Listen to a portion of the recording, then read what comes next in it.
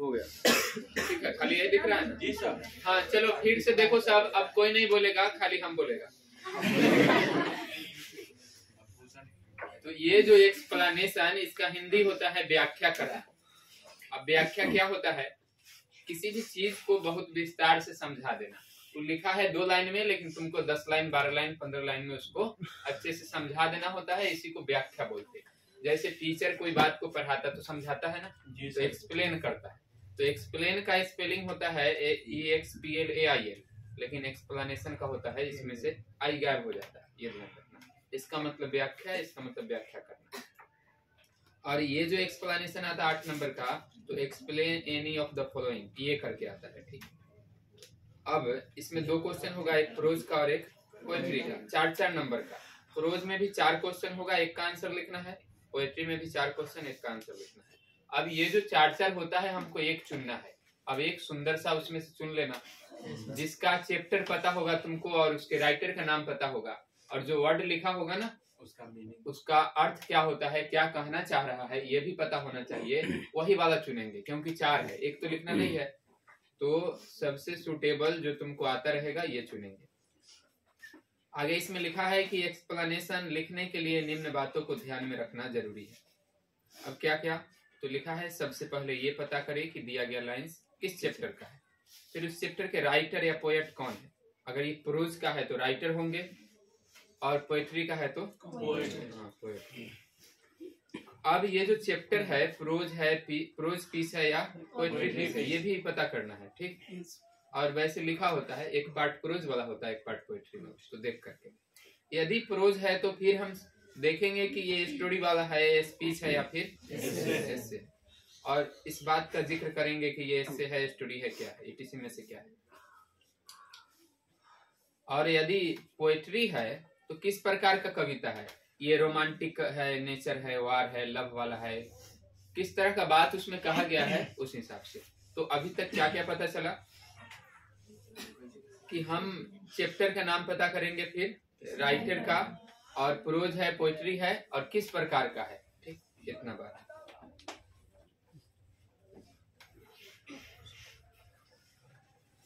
फिर ये पता करें कि प्रस्तुत चैप्टर में किस चीज के बारे में क्या बताया गया है और कैसे बताया गया है। जो लाइन लिखा गया है उसको छोड़ करके अभी उसका बात नहीं करेंगे। अभी हम पूरे चैप्टर का बात कर रहे हैं कि जिस चैप्टर से ये लिया गया है उस चैप्टर में किस चीज के बारे में बताया गया। मान लो कोई ये इंडियन सिविलाइजेशन से लिया गया, तो जो लाइन है उसका भी नहीं देखो, पहले ये देखो कि उस चैप्टर में किसके बारे में बताया गया। तो भारत की संस्कृति के बारे में, तो वैसे लिखेंगे। तो चैप्टर में किस चीज के बारे में बताया गया है, ये भी एक लाइन में लिखेंगे। फिर लेखक कवि के बारे में एक लाइन लिख देंगे कि वे किस तरह बताए हैं, या फिर किस तरह के आदमी है, कहाँ के आदमी है, कब जन्म हुआ था, क्या कहा जाता है उनको, कोई भी एक जानकारी लेखक के बारे में। इसके बाद दिए गए लाइंस को समझा कर लिखे कि उसका क्या अर्थ है। जैसे जो लाइन लिखा हुआ है उसका मीनिंग हम अच्छे से समझा देंगे। उसके बाद क्या संदर्भ है, संदर्भ समझता है, किस अर्थ में उसको कहा गया है। संदर्भ को अंग्रेजी में बोलते हैं कंटेक्स्ट। जैसे हम यहाँ लिखे पानी, और पानी का मतलब अलग अलग कंटेक्स्ट में अलग अलग चीज होता है। जैसे भोजन के अर्थ में, और एक हुआ ना, जैसे कोई सोना का पानी चढ़वाया, सोना का पानी इसमें लिखा और इसमें लिखा पानी पियो। तो इसमें जो पानी है ये दूसरे अर्थ में है ना, ये जल वाला है, और इसमें जो पानी है ये दूसरे अर्थ में है। तो ये जो अलग अलग जगह अलग तरीके से प्रयोग होता है, इसी को हम लोग क्या बोलते हैं, संदर्भ या कंटेक्स्ट। कि किस संदर्भ में ये बात कहा गया है, किस लिए कहा गया है, उसके आगे पीछे का बात ये भी देखेंगे। ठीक, जैसे अगर इंडियन सिविलाइजेशन को अच्छा कहा गया है तो किस संदर्भ में, और वेस्टर्न सिविलाइजेशन को बुरा कहा गया है तो किस अर्थ में कहा गया है, ये सब बात हम देखेंगे। फिर लिखा है कि उसके द्वारा क्या कहा गया है, कवि या लेखक उस लाइन के द्वारा क्या कहने का प्रयास करता है, तुमको क्या सिखाना चाहता है, इससे क्या शिक्षा मिलता है, इस बात को लिखेंगे। उसमें निहित अर्थों को, उसमें जो अर्थ दिख रहा है, उसमें जो बात दिख रहा है, उसको विस्तार से समझाते हैं। ऐसे कह देने से थोड़ी लिखा जाता है। ठीक, तो हम एक आदेश में लिख कर बताएंगे। लिखा है नीचे दिए गए लाइंस में से कोई डिफिकल्ट या नया वर्ड है, नीचे नहीं है, यदि दिए गए जो लाइन दिया हुआ है, एक लाइन दो लाइन दिया होता है, उसमें यदि कोई डिफिकल्ट या नया वर्ड है तो उस वर्ड का अर्थ भी हम बगल में लिख देंगे। जैसे बताए थे ना कि ऐसे घेर करके दो तीन नया वर्ड हो तो उसका भी मीनिंग लिख देंगे।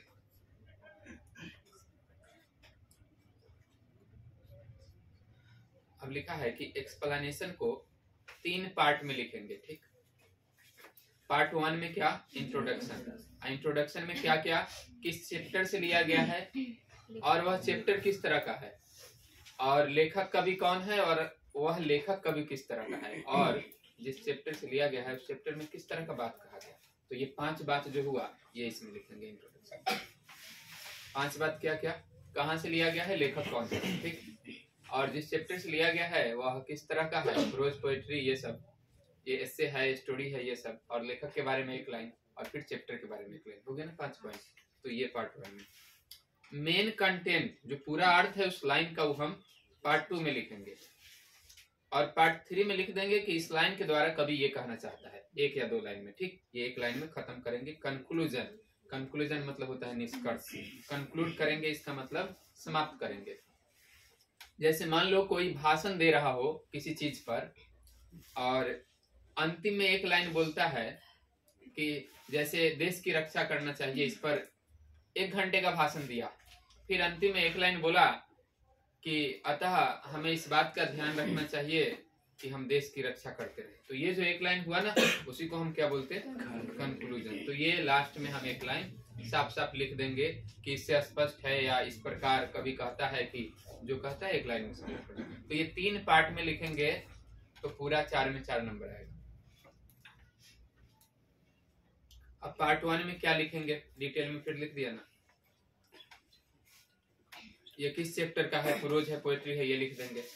रिटन बाय या कंपोज्ड बाय, यदि प्रोज का पार्ट है तो क्या होगा, और पोएट्री का है तो कंपोज्ड बाय।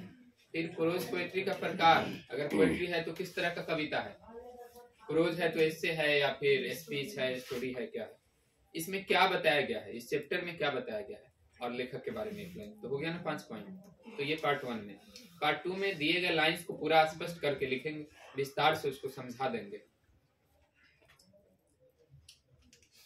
पार्ट 2 के बाद ये गलती से पार्ट 2 फिर लिखा गया है, मिस कॉल हो गया, पार्ट 3 लिखेंगे, टिपा जाता है।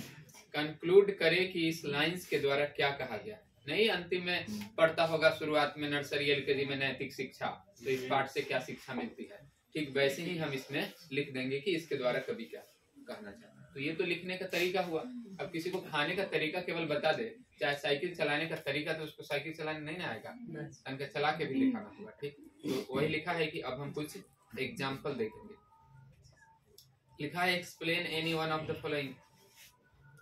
अब ये लिखा है 2 line, they who one other keep alive never parted be.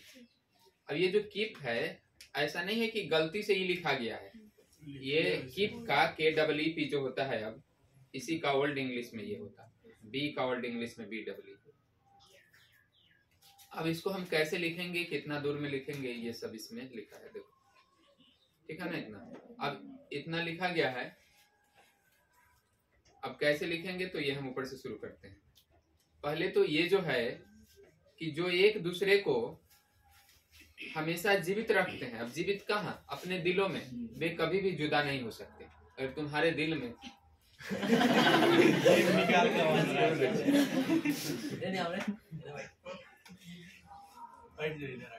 अब देखो तो the given lines, above lines हम तब लिखते हैं जब आंसर शीट में भी लिखेंगे ना वो वाला लाइन, तब न लिखेंगे एभव लाइन, है कि ऊपर का मिठाई खाओ, मिठाई है ये नहीं है। तो अब इसमें लिखेंगे उपरोक्त पंक्तियां और ऊपर लिखा हुआ नहीं रहेगा तो गड़बड़ है। तू समझेगा कि लड़का बकलेल है, ठीक, ये कहीं से छाप लिया है या लिखना सीख लिया है। या यदि क्वेश्चन लिखना है, तुमको क्वेश्चन लिख करके लिखना है तभी लिखो द एभव लाइंस, बिना क्वेश्चन लिखे लिखना है तो द गिवन लाइंस। अच्छा, ये 2 लाइन है तो हम क्या लिखें, हैव बीन। 1 लाइन में होता तो has been. Taken from the poetry piece, ये पोएट्री का है ना, और किस चैप्टर से लिखा गया है, इस chapter. Composed bye John Donne, John Donne के द्वारा लिखा गया, तो चैप्टर का नाम लेखक का नाम हो गया। अब लेखक के बारे में एक लाइन बता दिया। John Donne was a metaphysical poet born in 16th century। इनका जन्म कब हुआ था? 16वीं शताब्दी में। इसका मतलब 1500 कुछ ईस्वी में, 1500। अब इसमें लेखक का नाम हो गया, मतलब कवि का नाम हो गया, चैप्टर का नाम हो गया, और कवि के बारे में एक लाइन हो गया। अब ये जो कविता है क्यों लिखा गया? तो लिखा है he composed this poem to console. Console मतलब होता है सांत्वना देना। चुप्पे हो जाए। हर बिलव्ड वाइफ, हाँ, ये जो उसकी पत्नी थी, प्रेमिका भी थी, इसलिए क्या लिखा? Beloved wife. When he was going to Germany, तो अपनी पत्नी को सांत्वना देता है कब? जब वह जर्मनी जा रहा है, अकेले जा रहा है, तो इस बारे में। तो तभी ये कविता लिखा गया। तो ये कविता क्यों लिखा गया, ये हो गया। और ये फिर किस प्रकार का कविता है? अगर पोएट्री है तो this is a love poem. तो सारा बात लिखा गया। तो ये पहला पैराग्राफ हो गया तुम्हारा। आधा नंबर इसी से मिल जाएगा। अब आधा मतलब 4 का आधा। अब इसमें क्या कहा गया था कि जो एक दूसरे को अपने दिलों में जिंदा रखते हैं वे कभी जुदा नहीं हो सकते। तो इन दिस लाइन्स, इन पंक्तियों में द पोएट सेज दैट, कवि कहता है कि the people really in love, जो लोग सच में प्यार में होते हैं, इज नेवर पार्टेड।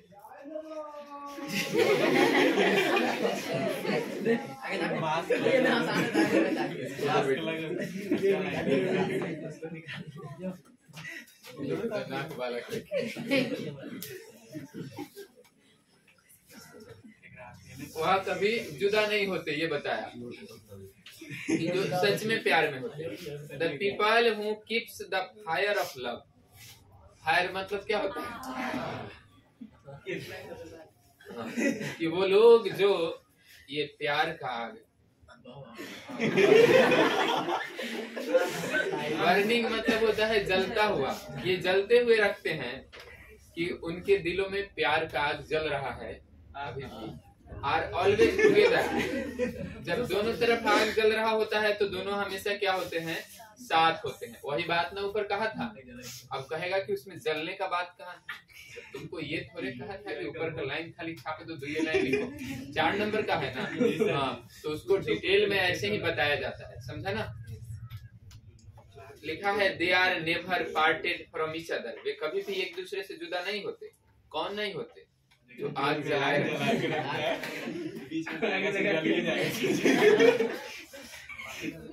ये ठंडा में होता है ना कि पूरा उरा लगाता तो थोड़ा जलाए रखता है। लिखा है दियर लव कीप्स देम गोइंग, और इनका लव, प्यार जो है यह उनके साथ हमेशा चलता रहता है, ठीक खत्म नहीं होता। Those who keep each other alive in their hearts, ऊपर तो दिल का बात नहीं था, लेकिन इसमें जिंदा तो दिल में ही रखना था। तो क्लियर करके बताएंगे कि जो एक दूसरे को जिंदा रखते हैं अपने दिलों में, आर सोलमेट्स। जैसे क्लासमेट होता ना, क्लासमेट का मतलब क्या होता है? हाँ, क्लास में तुम्हारे साथ होता है, ठीक है, क्लास में जितने भी लोग हैं, ठीक है। हाँ, अब वैसे ही ये तुम्हारे आत्मा का जो साथी होता है, ठीक, तुम्हारे आत्मा से जो जुड़ जाता है, उसको क्या बोलते हैं? सोलमेट्स, ठीक है। जैसे क्लासमेट, बैचमेट, ये सब तो फ्रेंड होता ना। लेकिन मान लो किसी से तुमको प्यार हो गया,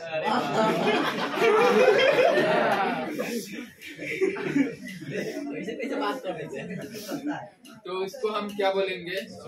सोलमेट। कि मरने के बाद भी आत्मा तो नहीं मरता ना, ऐसा बोलते ना। वही लिखा है कि हाँ, ये प्यार भी तुम्हारा जिंदा रहेगा मरने के बाद भी, यदि सोल तक पहुंच गया। And can never be parted even after death, और वह कभी जुदा नहीं हो सकता मरने के बाद भी। हाँ, इसलिए हो जाता होगा कि दोनों तरफ जलता हुआ नहीं, पानी लेके बुझाया था। छाता रखो, बारिश से बचो। अरे वाह, अकेले कराइए, लौट रहा था।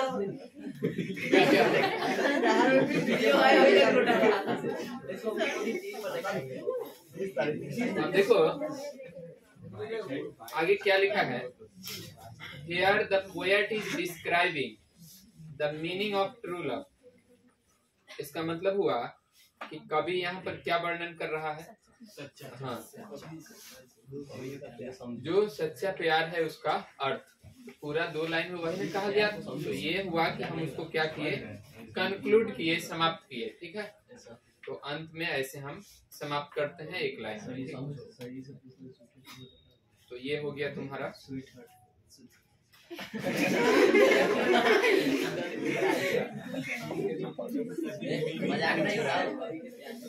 पहला क्वेश्चन हो गया। ये तुम्हारा क्या है, शायद एक बार बंद हो गया। देखो तुम लोग रिकॉर्ड होगा तो ठीक है। बोलो। हाँ, स्वीट हार्ट बिलव्ड को ही बोलते हैं।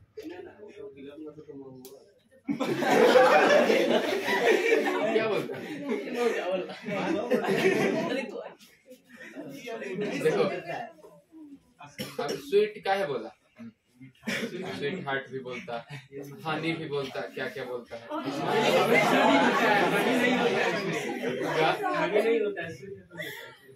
क्या बोला? नहीं, ये भी बोलता है। ठीक है, तुम अंग्रेजी पढ़ो ज्यादा। हाँ, आगे देखो।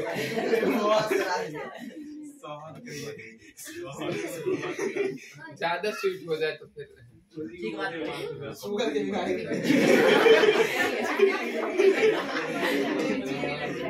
दूसरा पढ़े हम।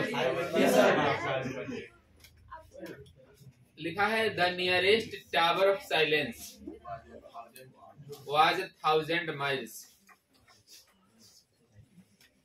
The fire him. ये वाला किस चैप्टर का है, इसका एक्सप्लेनेशन का दूसरा एग्जांपल।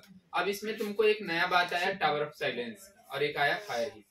तो हम ऐसे भी लिख सकते हैं ना, बताए थे कि जो नया वर्ड है उसका मीनिंग लिख देते हैं। तो लिखा हुआ है टावर ऑफ साइलेंस क्या होता है, तो लिखा open top structure where Parsi lives the body of dead people. ये खुला, ऊपर का खुला होता है, ऐसा स्ट्रक्चर बनाया होता है जिसमें पारसी लोग मरे हुए लोगों को रखते हैं। ठीक, तो ये टावर ऑफ साइलेंस क्या होता है बता दिया। हिंदी में भी लिख सकते हो, जहाँ पारसी मृत लोगों को रखते हैं। और फायर हिम मतलब क्या हुआ, हिम का मतलब क्या होता है, रिलीजियस सॉन्ग, जो धार्मिक गीत होता है उसको हम क्या बोलते हैं, हिम। तो ये तो हम जो नया वर्ड था उसको बता दिए ना। अब फिर वैसे ही ऊपर गिवन लाइंस के बदले कविता का कोई हो ना, तो कविता में स्टैंजा होता है। ठीक, तो हम वैसे भी लिख सकते हैं the given stanza has been taken from. किस कविता से लिया गया है, फायर। और ये जो आग वाला बात था लिखा कौन था, कंपोज्ड बाय केकीएन दारूवाला। अब उनके बारे में एक लाइन लिख देंगे, वे पारसी थे ना, और कहाँ के रहने वाले थे, he is an Indian Parsi poet. अब ये जो कविता है, ये कविता किस चीज के बारे में है, तो लिखा कि this poem is about a burning heart and his past memories related to that. कि वह बर्निंग हार्ट के बारे में भी बताता है और फिर वह उन बातों को याद करता है जब वह अपने बेटे को जलाया था, ऐसा था ना, तो इसलिए पास्ट मेमोरीज भी लिख दिया। ही डिस्क्राइब्स, वह वर्णन करता है। क्या वर्णन करता है, ये जो श्मशान घाट होता है गजब होता है, ऐसा बताया। टेरिबल सीन, क्या डर लगता है, इसमें क्या डरावना चीज होता है, डरावना दृश्य का वर्णन करता है उस बर्निंग घाट के, बात नहीं करो। And also about his past, और अपने पास्ट के बारे में भी। When he consigned his first born to flames, जब वह अपने पहले जन्मे बच्चे को आग के हवाले करता है। ठीक, तो उस बारे में ये सारा बात इसमें लिखा गया। तो ये लेखक के बारे में, कवि मतलब जो कवि है उसके बारे में, कहाँ से लिया गया है और किस तरह का कविता है, ये सब तो हो गया ना। अब फिर दूसरा में ये जानकारी देंगे, ठीक, कि उस लाइन के द्वारा क्या कहा गया। क्या कहा गया है उसमें, देखो कि टावर ऑफ साइलेंस दूर था इसलिए वो यहीं पर जला दिया, और जला दिया तो पाप किया ना। क्या पाप किया कि पारसी धर्म में जलाना नहीं होता है, लेकिन फिर भी जलाया, इसका मतलब गलती किया। अब गलती किया तो माफ इसको कौन कर रहा है, वही आग। तो यही सब बात इसमें हमको लिख देना होगा। The poet was a Parsi. Poet क्या था, पारसी था। Here he has expressed his religious sentiment. यहाँ पर उसने व्यक्त किया है, एक्सप्रेस मतलब होता है व्यक्त करना, अपने धार्मिक भावना को। उसका धार्मिक भावना था कि जब कोई मरे तो कहाँ पर ये रखा जाए, टावर ऑफ साइलेंस। लेकिन वह अपने धार्मिक भावना के खिलाफ काम किया है, तो इस बात को अभी जिक्र कर रहा है क्योंकि वह दूर था, तो इसलिए लिखा कि अपने धार्मिक भावना को बता रहा है। इन पारसी रिलीजन, पारसी धर्म में dead body is not burn, कि मृत शरीर को जलाया नहीं जाता है, but it is placed in tower of silence. उसको कहाँ रख दिया जाता है, टावर ऑफ साइलेंस में। The poet expressed his sorrow. अब कवि अपना दुख व्यक्त करता है और कहता है कि he can not forget the scene, कि वह उस दृश्य को नहीं भूल सकता जब उसने अपने पहले जन्मे बच्चे को आग के हवाले किया था। अब ऐसा क्यों किया था, ऊपर लिखा हुआ था ना कि बहुत दूर था, 1000 मील। The nearest tower of silence was 1000 miles away. ये दूर होने के कारण ही वह आग के हवाले किया, और ये उसके धार्मिक भावना के खिलाफ है, इसलिए वह दुखी भी है। तो ये सब बात जो उसमें लिखा हुआ था उसका अर्थ हो गया। अब हम उसको कंक्लूड करेंगे कि ऐसा क्यों किया। तो लिखा है कि ही वर्शिप्स फायर एज गॉड। वह भी भगवान किसको मान रहा है, आग को, तब ना आग से माफी मांग रहा था। But he want his son in the fire, लेकिन उसने अपने बेटे को जलाया किसमें, आग में। Which was against the customs of Parsi. Customs मतलब होता है रीति रिवाज, जो किसके रीति रिवाज के खिलाफ था, पारसियों के रीति रिवाज के खिलाफ था। The religious belief convinced him to, और जो धार्मिक विश्वास था उसने इस बात के लिए उसको मनाया कि उसे क्या करना चाहिए, माफी मांगना चाहिए। क्यों, क्योंकि गलती किया है, वो अपने धर्म के खिलाफ गया है। For his deed, अपने ये करतूत के लिए। He said, fire him, forgive him. और आगे कहता है कि उसने ये जो गलती किया और आग से माफी मांगा, तो आग के गीत ने उसको क्या कर दिया, माफ भी कर दिया। ऊपर लिखा हुआ था ना, You stand forgiven। तो इस तरह हम लिखेंगे, तनखा नहीं लिखेंगे, 2 लाइन 4 लाइन, ठीक बुझा रहा ना। हाँ, ये डिटेल में लिखेंगे इतना। तो ये हो गया तुम्हारा दूसरा एग्जाम्पल। दोनों एग्जाम्पल था किसका, पोएट्री का। अब हम प्रोज का एग्जाम्पल देखें।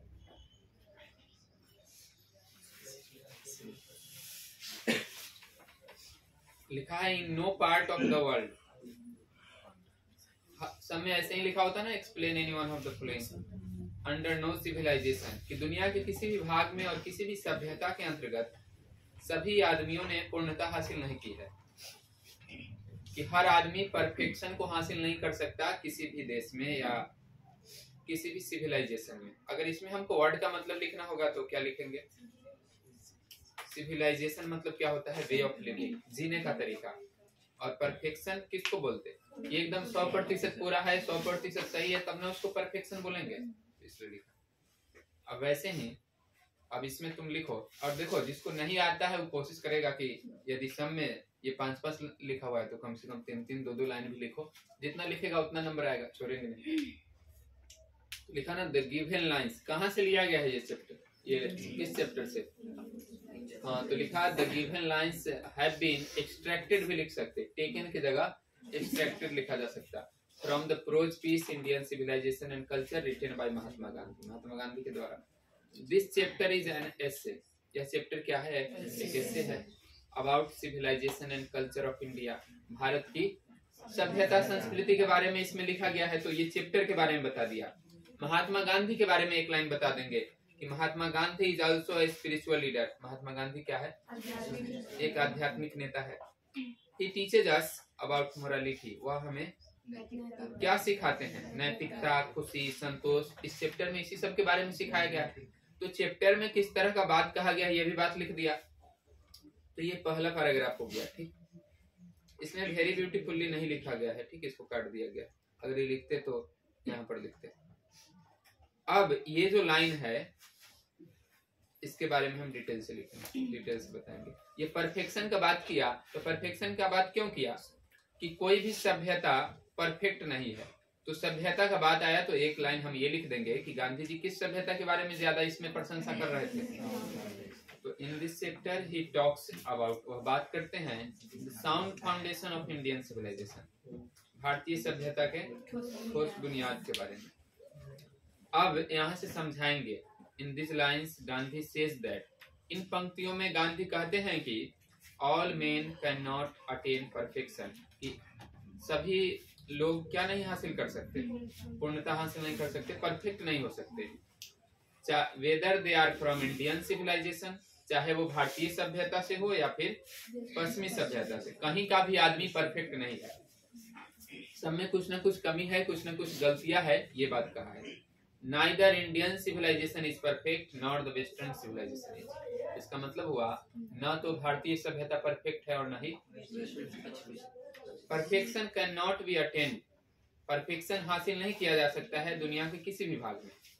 There is always some possibility of improvement, हमेशा कुछ सुधार की गुंजाइश रहती है। जैसे कोई स्टूडेंट ही है, अगर वो कहे कि हम एकदम परफेक्ट स्टूडेंट है तो ऐसा बात नहीं ना होगा, हमेशा उसमें कुछ ना कुछ सुधार की गुंजाइश रहती है। तो ये लिखा पॉसिबिलिटी ऑफ इम्प्रूवमेंट, इम्प्रूवमेंट मतलब होता है सुधार।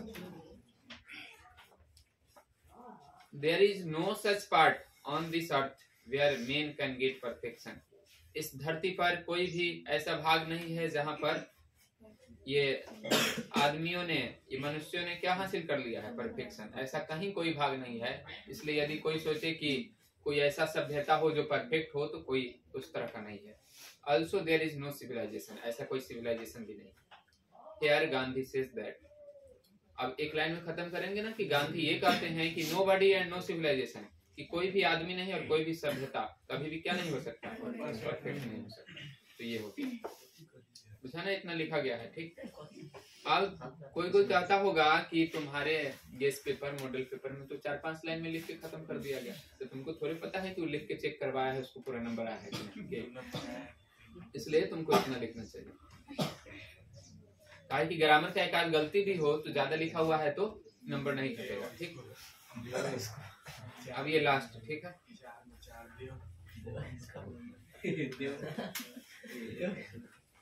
देखो पढ़ो भी, खाली देखो। Explain any one of the following, इसमें भी 2 हम पोएट्री का बताए तो 2 प्रोज का भी बता रहे हैं, ठीक है। लिखा है कि any public person, public person किसको बोलते हैं, सार्वजनिक व्यक्ति, कोई राइटर हो, स्पीकर, एक्टर, पॉलिटिशियन, जिनके बातों से लोगों पर फर्क पड़ता है, उन लोगों को हम पब्लिक पर्सन बोलते हैं। और ये सारे पब्लिक पर्सन को ये महसूस करा दिया जाता है कि यदि वह प्रेस को ऑफेंड करेगा, मतलब प्रेस का विरोध करेगा, उसका बुराई करेगा, तो उसको इसका परिणाम भुगतना पड़ेगा, ये ठीक नहीं होगा।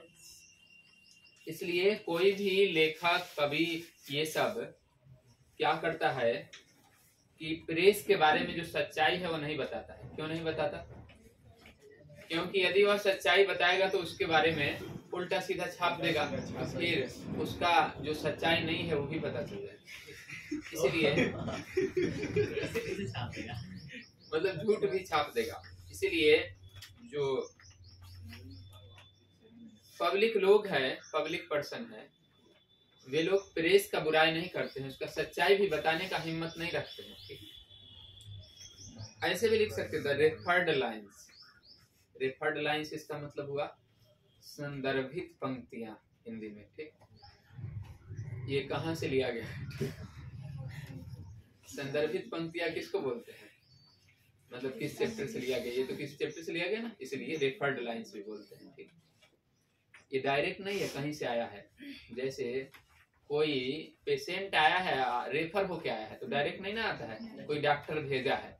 वैसे ही ये जो लाइन है डायरेक्ट नहीं आ गया तुम्हारे परीक्षा में, किसी चैप्टर से भेजा गया है, ठीक। इसलिए इसको रेफर्ड लाइन भी हम लिख सकते हैं। बुझा रही है ना?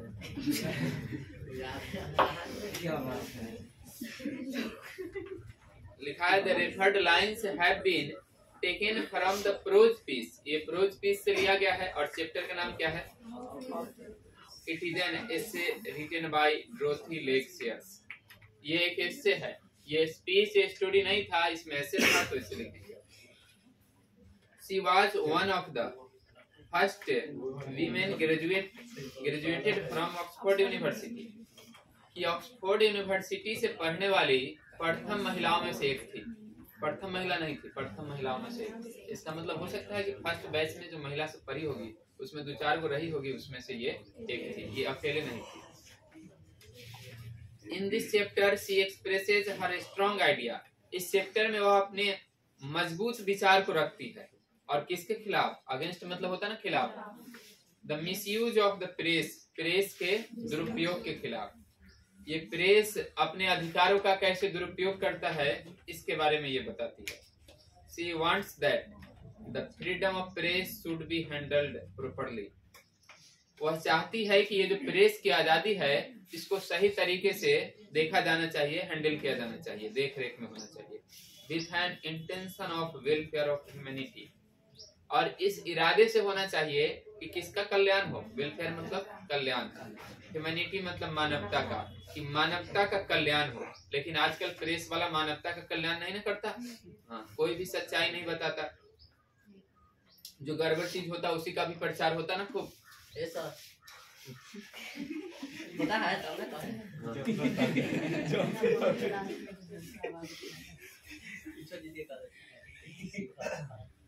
एज अ होल, लिखा है कि कुल मिलाकर के हम केवल इसी पर ध्यान केंद्रित करें कि मानवता का कल्याण होना चाहिए प्रेस के द्वारा। ऐसा कौन कहती है? यही डोरोथी एल्सियर्स। वह कहती है कि freedom of press is necessary for freedom of people, लोगों की आजादी के लिए प्रेस की आजादी का होना जरूरी है। सी रिवील्स, रिवील्स मतलब क्या होता है? हाँ, उजागर करना या प्रकट करना या पर्दाफाश करना। द ट्रूथ ऑफ प्रेस, वह प्रेस की सच्चाई का पर्दाफाश करती है इस चैप्टर में। तो ये तो हो गया किसके बारे में? ये जो 2 लाइन लिखा हुआ है कहाँ से लिया गया है और उस लेखक के बारे में। अब इस लाइन में जो बात है इसको हम क्लियर करके लिखेंगे।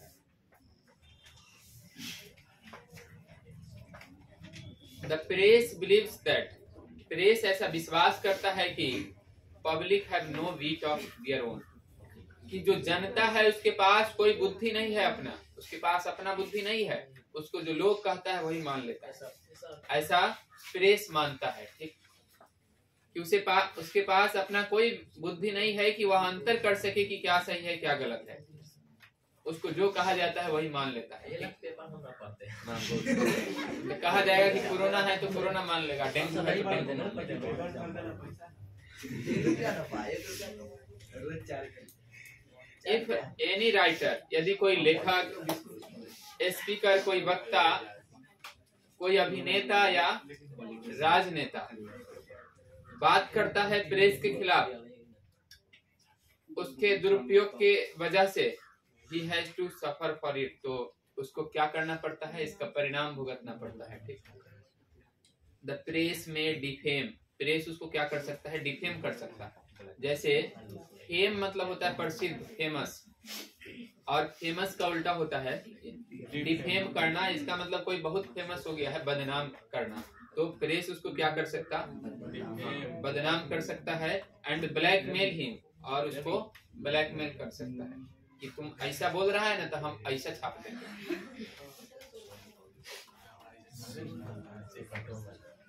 सो नो पब्लिक पर्सन, इसलिए कोई भी पब्लिक पर्सन, सार्वजनिक व्यक्ति साहस नहीं कर पाता है कि अपना आवाज उठाए प्रेस के खिलाफ, लोगों के कल्याण के लिए। तो लोगों के कल्याण के लिए कोई भी आवाज नहीं उठाता है। आगे लिखा है, इसलिए ये राइटर कहती है कि about the helplessness of every public person. Helplessness मतलब लाचारी। अब ऊपर के लाइन में यही ना बताया गया कि जो भी पब्लिक पर्सन है उसके लाचारी को व्यक्त करती है ये लेखिका जो है, कि हर पब्लिक पर्सन लाचार है, वह सच्चाई को नहीं बता सकता है, उसको पता तो है लेकिन नहीं बता सकता। That's why they don't offend the press, इसलिए वे प्रेस के बारे में कुछ ऑफेंड नहीं करते। तो ये हो गया तुम्हारा एक्सप्लेनेशन का। तो वैसे लिखेंगे, समझ आ गया ना? जी सर। हाँ, किसी को ये लिखना होगा तो इसका PDF हम भेज देंगे ग्रुप में। चाहे ये लिंक भी जाएगा। हाँ, बंद करो।